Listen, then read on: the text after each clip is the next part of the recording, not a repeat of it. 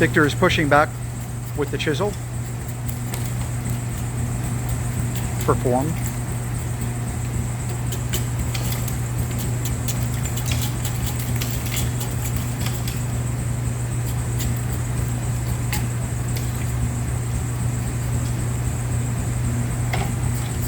The interesting point about a good weld, if you get a good weld, at the end of the day when you go and smash your sculpture or get rid of it, you'll find that when you break the block, it won't break at the weld point, it'll break at other points.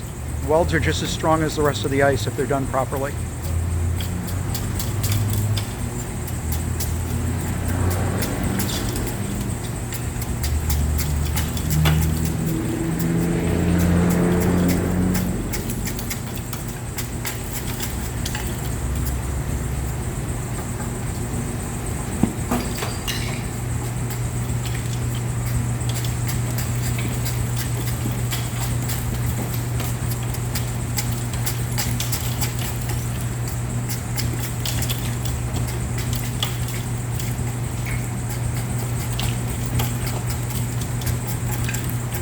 One thing you noticed when we did the welding earlier, we used dry ice to drop the temperature down of one of the pieces of the ice that are welding together.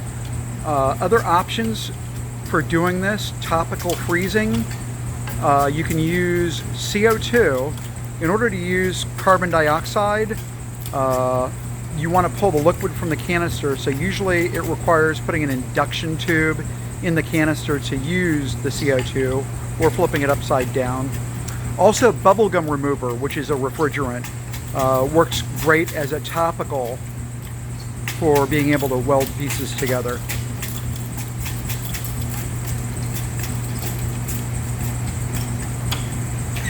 A lot of carvers will carry cans of bubblegum remover with them when they do deliveries in case there is a break, so that they have a quick and easy way to weld a damaged piece back together.